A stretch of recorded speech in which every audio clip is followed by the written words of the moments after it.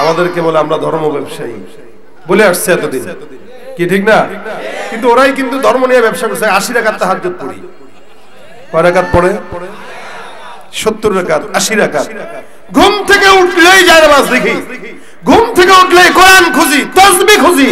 তার মানে এই সমস্ত কথা বইলাই ধর্ম ব্যবসা করতে না, নয়তো জনগণের ভোট পাওয়া যায় না। সুতরাং ধর্ম ব্যবসায়ী আমরা না তারা?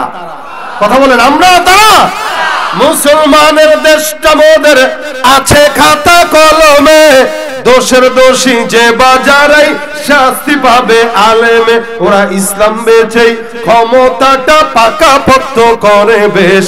দেখতে দেখতে গোল্লায় গেল আমার সোনার বাংলাদেশ, দেখতে দেখতে গোল্লায় গেল আমার সোনার বাংলাদেশ। একে একে শেষ করেছি সবার দেখা হইল শেষ, দেখতে দেখতে গোল্লায় গেল আমার সোনার বাংলাদেশ, দেখতে দেখতে গোল্লায় গেল আমার সোনার বাংলাদেশ। ঠিক না? এরপরেও কি তাদের পক্ষেই চিল্লাবেন? কি দেয়? এক কাপ চা দেয়, কি দেয়? একটা সিরার নোট দেয়। এর চেয়ে বেশি কিছু তারা আমাদেরকে দেয় না। কথা কয় না? 100 টাকার বান্ডিল যেটা নিয়ে আসে, তারপরে অনেক সময় জালটা নিয়ে আসে, ছিঁড়াটা নিয়ে আসে। কারণ জনগণ তো বলদ, এরা বলন করে বলদই মনে করে। এই কারণে এই বলদদেরকে চিল্লানো 1 ঘন্টার পরে 100 টাকার সিরা নোট দিয়া বুঝ দেয় যা। আর সে যায় 10 তলা বিল্ডিং এর উপরে বসে বসে কয়, কিরে এত চুরি করার পরেও 5-10 বছর 10 তলা বিল্ডিং করলাম, এরপরে বলদগুলো স্লোগান দিতেছে আমার নেতার চরিত্র ফুলের মতো পবিত্র।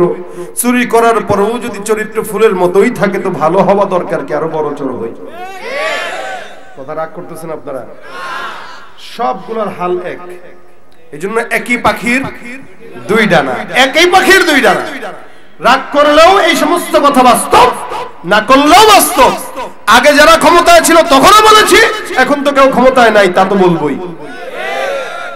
এজন্য কারো পক্ষে স্লোগান নয়, স্লোগান যদি দেওয়া লাগে বিশ্বনবীর পক্ষের স্লোগান দেওয়া লাগবে। কারণ আল্লাহ পাক আমার রাসূলের চরিত্রের স্লোগান কোরআনে দিয়েছেন।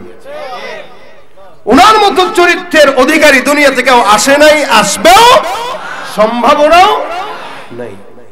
এজন্য একটা কথাকে আল্লাহ পাক প্রমাণ করার জন্য কোরআনে গোটা দুনিয়ার কসম আল্লাহ পাক খাইলেন, গোটা দুনিয়ার কসম খাইছেন।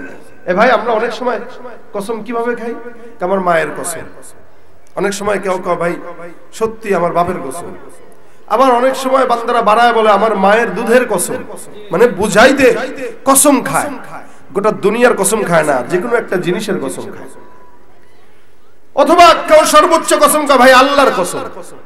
কিন্তু আল্লাহ পাক কোরআনে আমার রাসূলের চরিত্র বর্ণনা করতে যে গোটা আসমান জমিন তথা দুনিয়ার কসম খাইছেন। কসমটা ছোট না বড়?